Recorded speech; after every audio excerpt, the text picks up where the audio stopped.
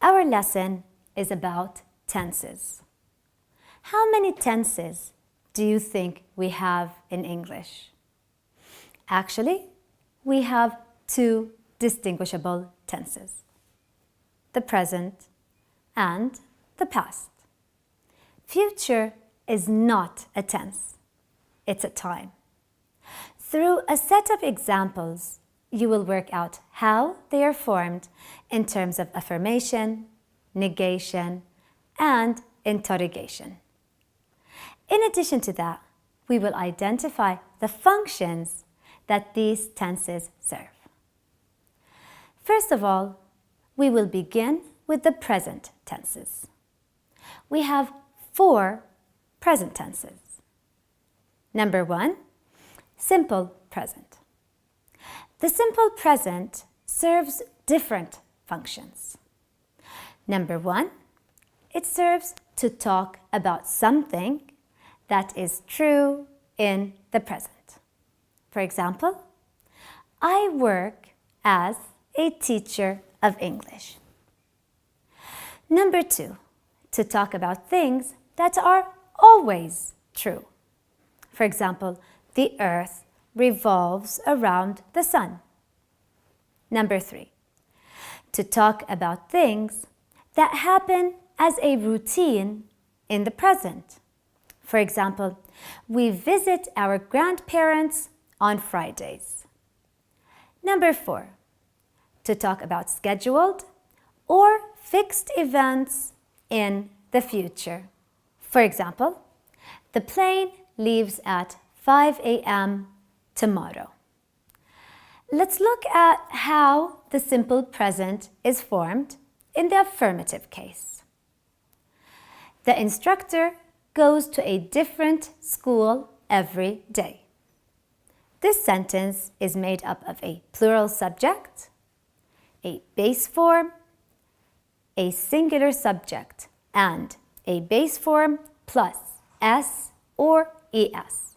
In case of a verb ending in o, x, s, sh, ch, or z, we must add es at the end of the verb. Now, the negative case. The children do not like eating meat. The sentence is made up of a plural subject plus do not plus the base form, or singular subject plus does not plus the base form. Now, the interrogative case. Where do you spend your vacation every summer? This sentence is made up of do plus plural subject plus the base form and, of course, the question mark. Or does plus singular subject plus base form and the question mark.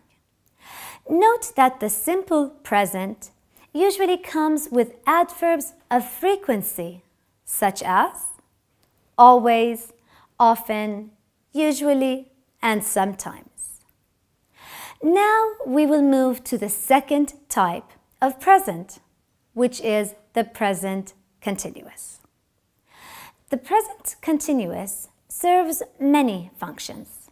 The first one is to talk about something that is happening at the moment of speaking. For example, the children are watching TV at the moment.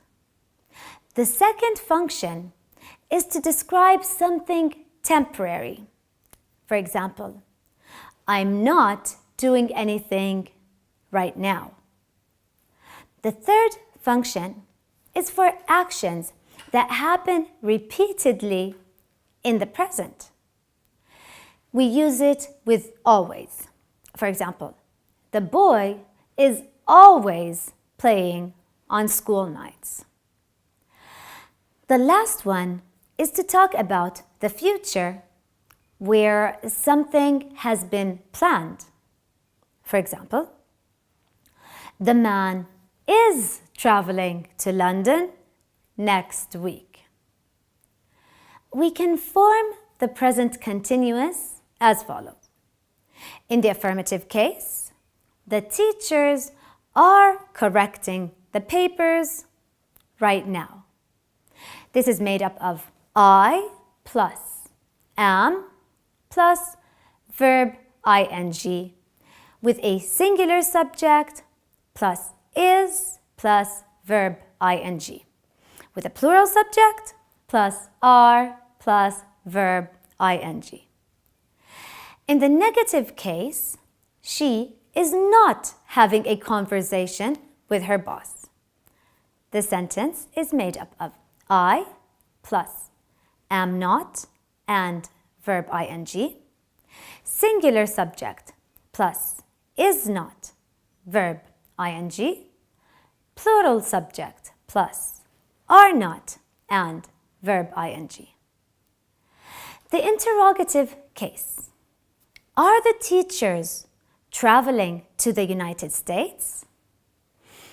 This question is made up of am plus I plus verb ing, is plus singular subject plus verb ing, are plus plural subject plus verb ing. The third kind of the present is the present perfect simple. It also serves many functions. The first, to talk about something that was true in the past and continues to be true in the present. For example, the police have not finished the investigation. Number two, to discuss our experience up to the present. For example, I have worked as an engineer for that company for the last 15 years. Number three, to talk about an action that happened in the past, but the consequences of which are important in the present. For example, I have lost my keys. I can't drive my car. The form of the present perfect simple is as follows. In the affirmative case, my neighbor has recently moved to Aqaba. This is made up of a plural subject plus have plus verb in the past participle form. Singular subject plus has and the verb in the past participle form. In the negative case, I have not left the door open. The sentence is made up of a plural subject plus have not and the past participle form of the verb, or a singular subject with has not and the past participle form of the verb. In the interrogative case, have you finished the book yet? This is made up of have plus a plural subject plus the past participle form of the verb followed by a question mark, or has plus the singular subject and the past participle form of the verb followed by a question mark. The last type of present is the present perfect continuous. The functions of this tense are: number one, to talk about something that began in the past and continues in the present. For example, the woman has been making cake all morning. Number two, to talk about an action repeated many times from the past until the present.